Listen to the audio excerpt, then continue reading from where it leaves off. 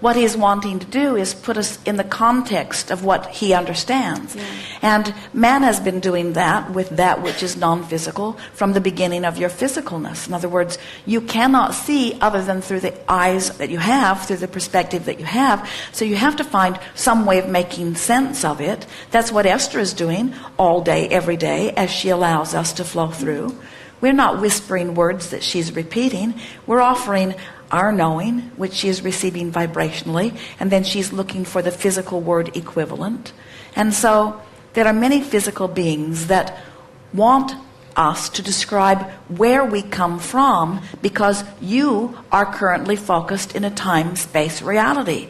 But that implies that we also, from our non-physical perspective, are focused in a time-space reality. And we are not. We are in a timeless, spaceless reality. And so we could conjure something, we could make something up for the purpose of making him feel better, but there is no point in it, because it causes the continuation of the distortion of trying to get energy to be from some place, you see. Yeah.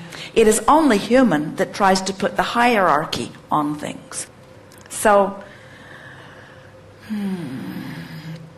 tell your friend that Abraham explained who they are in this way.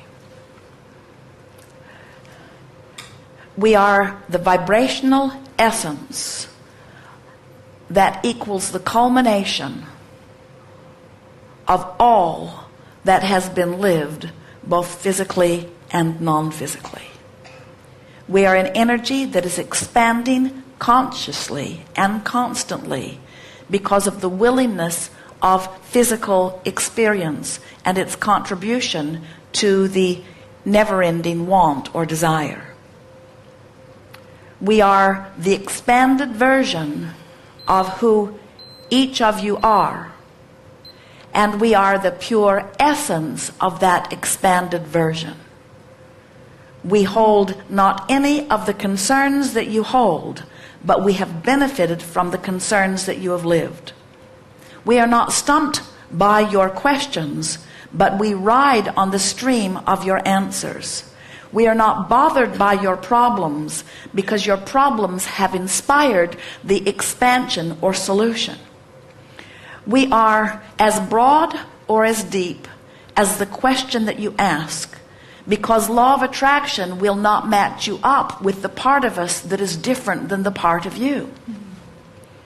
We can only be as wise as your wisdom, as loving as your love, and as smart as your brilliance. We cannot be more than you allow us to be.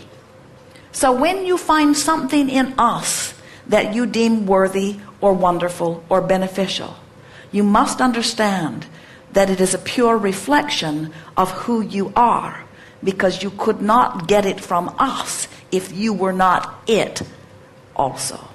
And I now understand life. The big questions are answered. In other words, I understand the purpose of life is joy, whereas before I thought joy was kind of like, maybe we shouldn't get too joyous, maybe we should suffer a little more, maybe there should be more pain involved, maybe there's something wrong with me wanting everyone around me to be happy.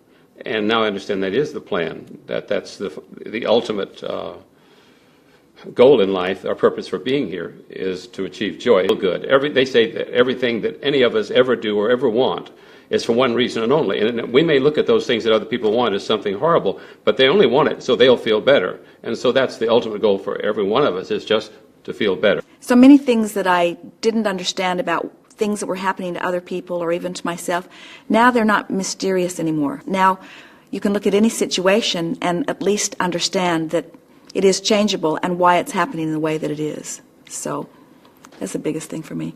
And I'm not afraid of dying anymore. I'm not afraid of death. I'm not afraid that I've done something inappropriate that's going to cause me to be punished. I'm not worried that I wasn't part of the right organization and I didn't learn the right rules, or didn't follow the rules that I learned. So I feel free. I've learned also how to back out of any situation psychologically or mentally or however you want to put it, fast, so nothing gets up ahead of steam that causes any problems in my life. Often in the past I would let things get too far, and then it's too hard to deal with listening to our emotions, I can catch something, it just barely gets off the ground before I change my process of thought. I start focusing on something differently, and which then stops that creation of what was beginning to develop. We'd like to ask Abraham to come and speak to us. Okay? It just takes a few seconds. I won't move much. Just...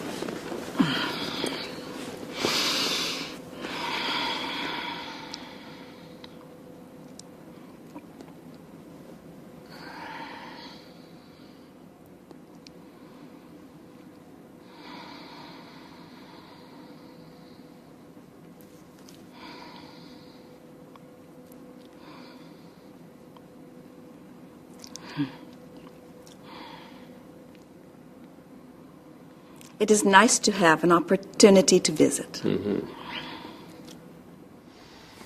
Well, I have some questions for you, and the first question I want to ask is, how can we believe this? How can we believe that one person can close their eyes and concentrate, and suddenly there's someone else there? Help me with that. Well, we would rather that you believed something even more than that, and that is that not just one person can do that, but all persons can and do.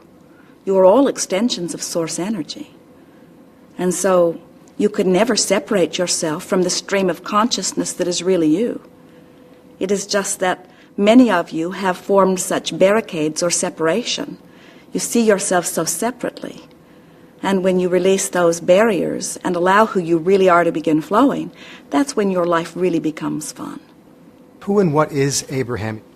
Well, words are tricky because from your physical format, you are accustomed to seeing things from your physical point of view. But we are non-physical consciousness. We are source energy. We are vibration. We are thought. We are not so different from you. You are an extension of that which we are. Everything that is physical is an extension of that which is source, you see. And so we are just a purer form of the energy that is actually you, meaning we do not have thoughts of resistance that keep us from being that which is a vibrational match to source, while in your physical form, sometimes you do. But everything that is physical is an extension of that which is non-physical.